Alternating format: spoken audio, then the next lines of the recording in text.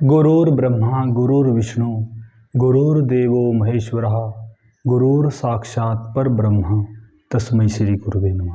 नमस्कार साथियों, एक बार फिर से आप सभी का आपके अपने YouTube चैनल अमेजिंग शिक्षा में बहुत बहुत हार्दिक अभिनंदन व स्वागत है। साथियों, आज फिर हम हिंदी व्याकरण के ही दो बहुत ही महत्वपूर्ण विषय यहाँ पर लेकर के आए हैं। एक है पर्यायवाची शब्द और दूसरा है विलोम शब्द।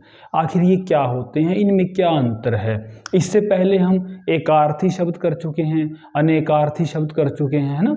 अगर आपने इससे पहले वीडियो नहीं देखी है ना, वो जरूर देख लें आप, ठीक है। तो आज हम बात करेंगे पर्यायवाची शब्द और विलोम शब्द की। आखिर हम कैसे जो है इनको हमें समझना चाहिए, कैसे इनको करना चाहिए, ठीक है। तो सबसे पहले मैं बात करूंगा पर्यायवाची शब्द की कि ये होता क्या है, ठीक है।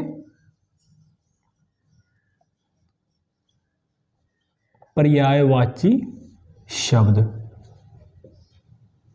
देखिए कौन से होते हैं? जिन शब्दों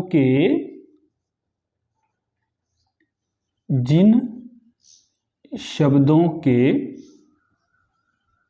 अर्थ समान हो, अर्थ समान हो, और उन्हें क्या कहेंगे हम? पर्यायवाची शब्द। इसको हम समानार्थी शब्द भी बोलते हैं। समानार्थी का अर्थ होता है कि जिनके सबके जो है ना 3, 4, 5 शब्द हैं और सबका अर्थ एक ही है, उसे क्या कहेंगे? समानार्थी या पर्यायवाची शब्द कहते हैं। जब हमने अनेकार्थी में किया था ना, वहां क्या था? शब्द तो एक था, है ना। जैसे सारंग था, शब्द तो एक था, उसके अर्थ अनेक निकल रहे थे वहां पर, उसे इसलिए क्या कहा? अनेकार्थी शब्द कह दिया। अब सारंग क्या होता है? सारंग का अर्थ क्या होता है? हिरण भी हो सकता है, हाथी भी हो सकता है, घोड़ा भी हो सकता है, सूर्य भी हो सकता है ना। इस प्रकार से जो है उसके अनेक अर्थ थे। लेकिन यहां पर क्या है? यहां शब्द कई होंगे लेकिन सबका अर्थ एक ही होगा। तभी तो कहा समानार्थी, यानी एक जैसे अर्थ, जिन शब्दों के अर्थ समान हो। जैसे मैंने यहां पर शब्द लिखा असुर, है ना। असुर है। अब असुर का अर्थ देखिए, और कितने शब्द हैं जिनका अर्थ जो है ना असुर हम कर सकते हैं। दैत्य होता है ना, राक्षस होता है। अब ये दैत्य है, राक्षस है, असुर है, सबका अर्थ क्या है? एक ही अर्थ है, अलग अलग तो है नहीं, है ना। जैसे अमृत है, अब अमृत को और क्या क्या कह सकते हैं? यानी सुधा है ना, इसका अर्थ भी अमृत ही होता है। पीयूष है, इसका अर्थ भी अमृत ही होता है। अमीय है, इसका अर्थ भी अमृत ही होता है। इस प्रकार से जो है ना, जिन सभी शब्दों के जो हैं अर्थ एक जैसे हों, समान हों, उन्हें हम क्या कहेंगे?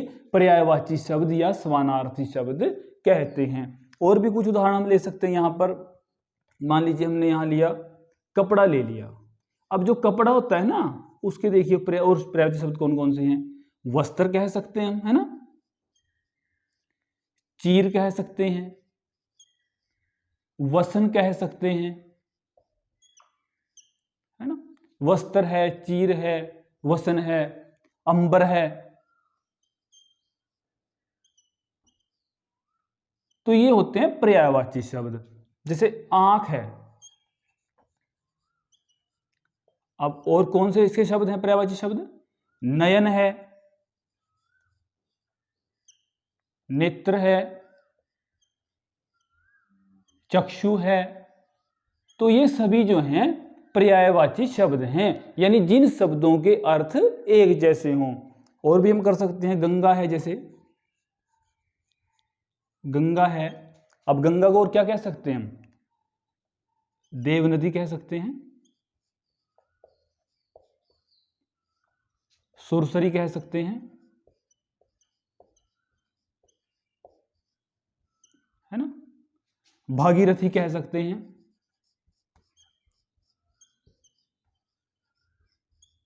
मंदाकिनी कह सकते हैं। यानी एक जैसे शब्द हैं लेकिन उनके जो है ना मतलब शब्द कितने हैं और सबका अर्थ क्या है, एक समान है ना। हवा को हवा देखिए, हवा होती है ना। हवा के कितने शब्द बन सकते हैं, पवन कह सकते हैं उसको हम, है ना। पवन हो गया, समीर हो गया, पवन है, समीर है, अनिल है, ठीक है। पवन, समीर, अनिल, हवा, वायु, ये कितने शब्द हैं लेकिन सबका अर्थ क्या है, हवा वायु ही है ना, एक समान अर्थ है। और अग्नि को देखिए आप, अग्नि ले लीजिए, अग्नि है ना, अग्नि है। अब अग्नि के जो है ना ऐसे कितने शब्द हैं जिनका अर्थ अग्नि ही होता है, जैसे आग है, अनल है, ये ध्यान रखें, अनिल और अनल ये एक जैसे लगते हैं ना, अनिल और अनल। अनल मतलब अग्नि है और अनिल हवा वायु है, ठीक है। आग, अनल, पावक होता है।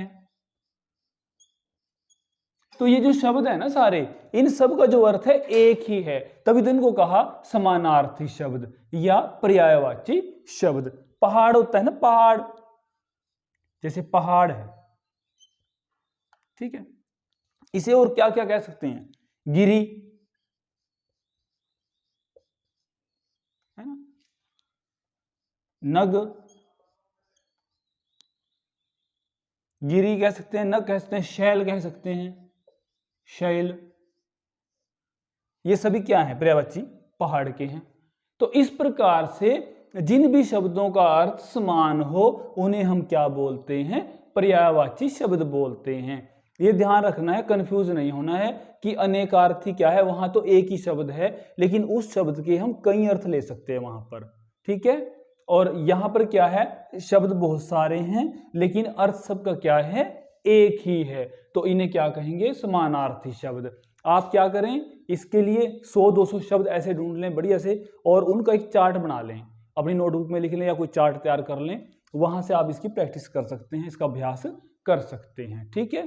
तो ये थे पर्यायवाची शब्द। इसके बाद हम बात करेंगे विलोम शब्द की, कि विलोम शब्द क्या होते हैं, ठीक है बहुत आसान है, बस थोड़ा सा आपको क्या करना है, अभ्यास करना है। इसको अपने एक चार्ट के रूप में इसको बनाएं और हर रोज 5, 7, 10 शब्द जो है ना हर रोज देखें, तो आपको अच्छे से जो है ना बहुत बढ़िया अभ्यास आपका वहां पर हो जाएगा। अब बात करेंगे हम विलोम शब्द की।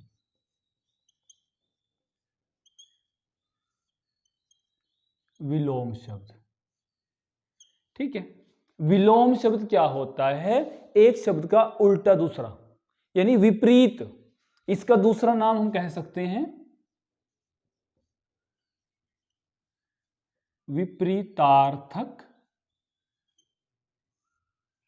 शब्द, ये भी इसी का नाम है, ठीक है। जो शब्द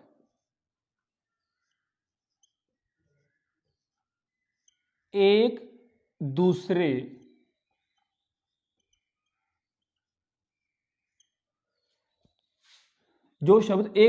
के विपरीत अर्थ का बोध कराते हैं। विपरीत तो समझते हैं, यानी उल्टा होगा उसका, ठीक है। विपरीत अर्थ का बोध कराते हैं,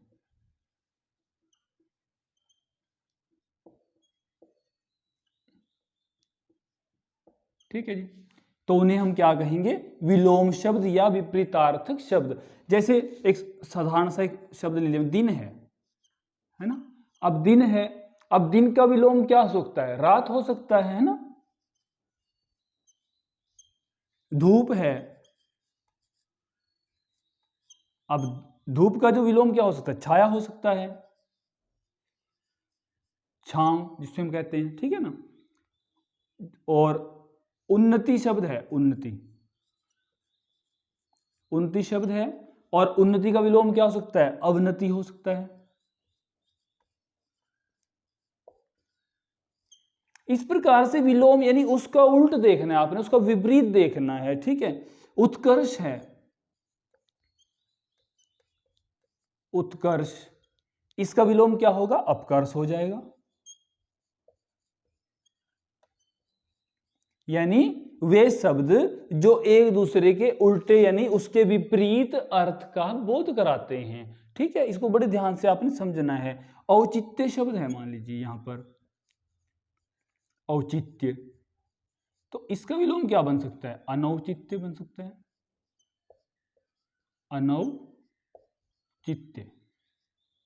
ठीक है, उत्थान है, अब इसका विलोम क्या हो सकता है भाई? पतन हो सकता है ना? बहुत आसान है, बस थोड़ा सा एक दो बार आप इसको देख लें। ठीक है, उत्थान का क्या होगा? पतन होगा। हर्ष है, इसका विलोम क्या होगा? विषाद होगा। सुख है, क्या होगा? दुख है। इस प्रकार से जो है ना, बहुत से जो है ना, अधिक है, जैसे अधिक शब्द है, अधिक, तो अधिक का क्या होगा? न्यून होगा। तो ये जो होते हैं ना, ये होते हैं विलोम शब्द, यानी जो एक दूसरे के विपरीत अर्थ का हमें बोध कराते हैं। ठीक है, तो इसका भी आप एक अच्छे से चार्ट तैयार कर सकते हैं 100-200 शब्दों का। जो मुश्किल मुश्किल शब्द हैं उनको छांट करके आप लिख सकते हैं किसी भी पुस्तक से। ठीक है, और आज क्या किया हमने? पर्यायवाची हो गया और विलोम शब्द, इससे पहले एकार्थी और अनेकार्थी। ठीक है, तो इसको आपने ध्यान से लिखना है, इसको समझना है। तो आज की जो कक्षा हमारी यहीं पर संपन्न होती है। सभी को जय हिंद, वंदे मातरम।